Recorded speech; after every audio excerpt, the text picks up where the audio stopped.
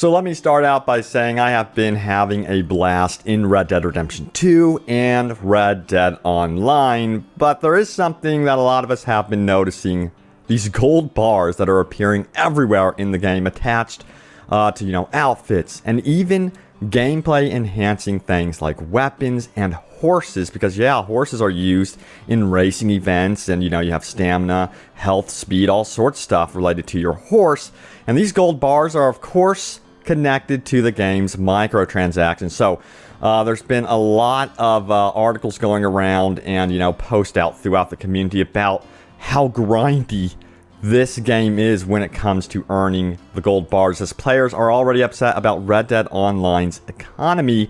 And then also this one says Red Dead Online players want Rockstar to change the game's economy.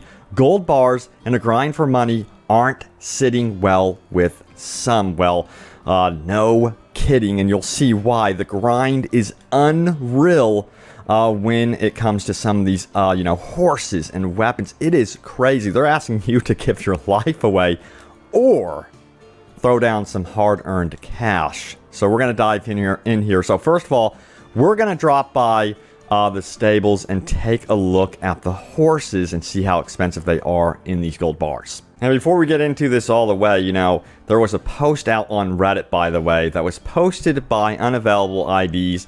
He says, wrong gold bar math, but got like 14k upvotes. You're like, what in the world is going on here? So he goes on to say this: assuming you always get 0.02 gold and there's no loading time, it takes 50 games, 500 minutes to get one gold bar. That makes 8 hours and 20 minutes, and that's assuming you get the worst nugget reward and you always reach the time limit. So let's keep that in mind. That takes about 8 hours and 20 minutes to get one gold bar. Now, another player also backed this up, saying that sounds much more accurate. I watched a Twitch stream with 9 hours and 45 minutes of playtime, and online I believe they had around 1.65 gold bars. So let's see how long it would take you to get some of these horses. So yeah, it seems like every horse category also has some sort of horse that is tied to gold bars. Now, these riding horses aren't really tied to gold bars. Now, there's one, of course. It's going to take you so long to obtain this Flaxen Roan horse, but that's not all. So I'll show you as you get to some of these other horses. Now, the good news with this game, of course, is that there are horses being offered where you can just obtain them through the in-game cash. So that's the good news. And I have my horse, of course, which I really like, my steed. We have been on adventures together. I've already lost one horse. But also, get this, the horse insurance in this game, guys, is tied to the freaking gold bars. You cannot get the horse insurance, which is invaluable. You have to have horse insurance, excuse me, because you don't want your horse freaking dying permanently, and it's tied to gold bars. I think it's like 5 gold bars. Now, some of this can change in the future because they haven't really implemented this system completely. But you could see here, this horse right here costs like freaking 18 gold bars. And there's no other options. It's not telling you, 300 in-game dollars or gold bars. It's only gold bars that you can obtain this horse. And again, it's going to take you major grinding. I mean, hundreds, over 100 hours just to get, one horse in this game. Then you have 2 more horses here, 6 and 16. Now, the problem is just how many horses are actually, locked behind this currency that's tied to microtransactions. It is unreal to me that they've included this. Look at this, another horse, 18 gold bars. That's a lot of grinding. And there were some more numbers that I did want to share with you guys as well. And I think this comes from Kotaku. We already got that one. So this one says, I played for 7 hours today doing nothing but the stranger missions, the main story missions, gang hideouts, and 1 or 2 open world events. I now have 0.87 gold bars. He says, at this rate, on a very rough basis of calculation, but based off my own playstyle that I consider pretty grindworthy, I basically have to play 40 hours a week for 3 weeks to unlock a decent horse. What in the world? That's madness. And then there was this calculation done by, I think it was Kotaku. They said getting gold bars is currently a grind. Reddit users unavailable ID, of course, calculated that it would take most players 8 hours to earn 1 gold bar. But they go on to say some in-game items and weapon modifications, which we'll be getting into in just a moment, can be only bought using these gold bars, and some of them are very expensive. Now, they go on to say this is the important part. For example, if you want to completely change each metal piece on the starting rifle, it will cost you 30 gold bars, which currently could take 200 plus hours to earn. And then they also clarify, the horse insurance, but that is insane. 200 plus hours. Absolute madness right now. Now you're seeing like the 18 gold bar cost here for a lot of these horses, 16, 6 and stuff like that.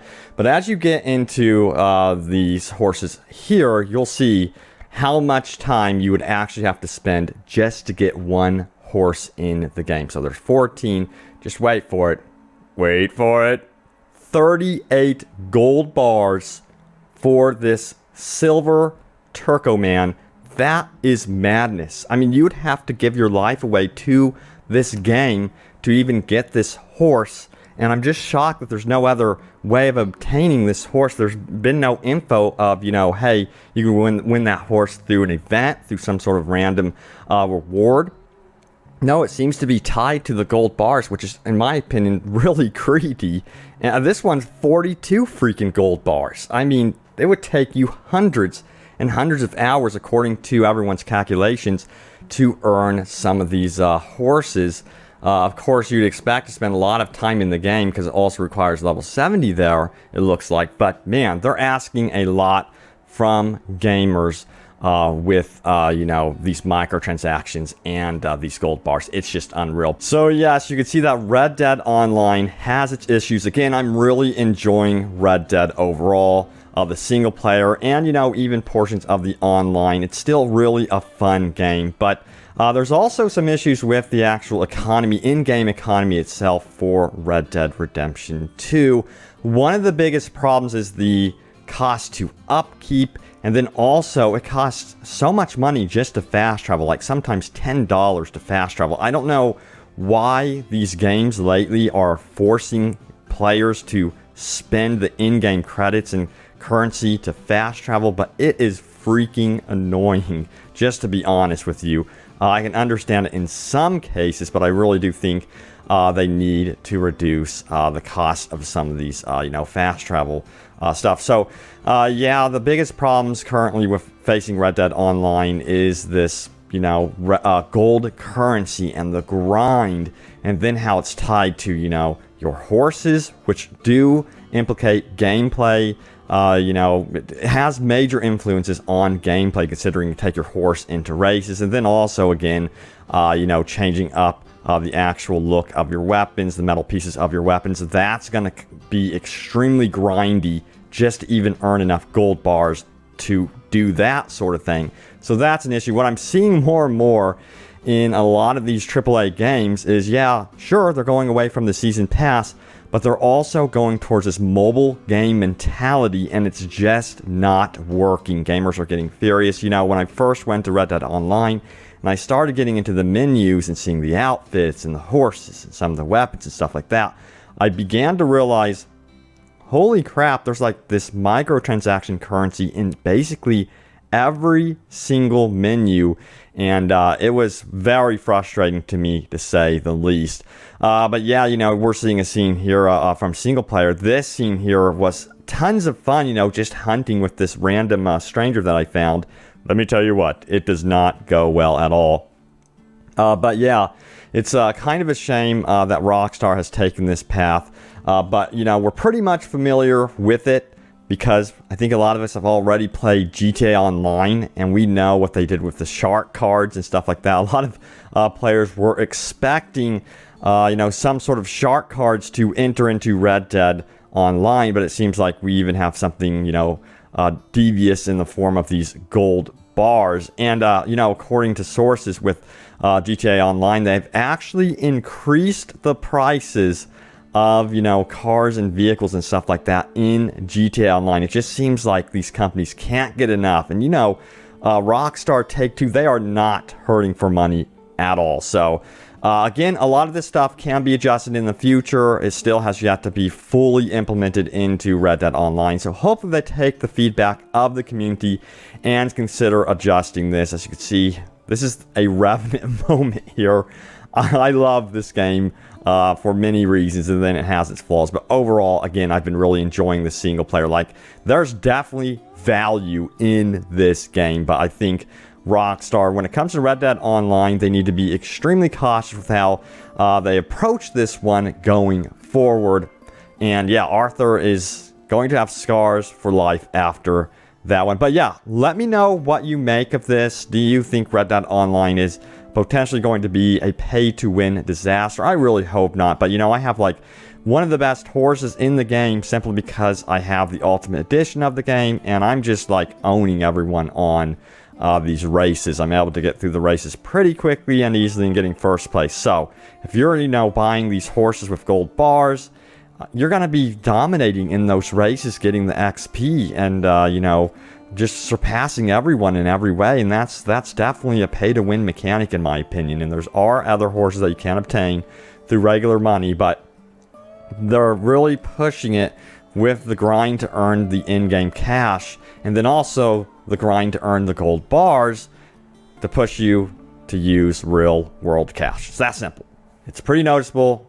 You know, the gaming community is very smart in noticing this stuff, so can't get it past them. But guys, thanks for watching. Stay tuned here to Open World Games for more news about Red Dead Redemption 2 and anything else happening around open world games. Been covering some things related to Fallout 76 as well as Cyberpunk, which I'm really looking forward to that one. But guys, again, thanks for watching. Stay tuned for more, and I'll see you back in the Wild Wild West. Take care.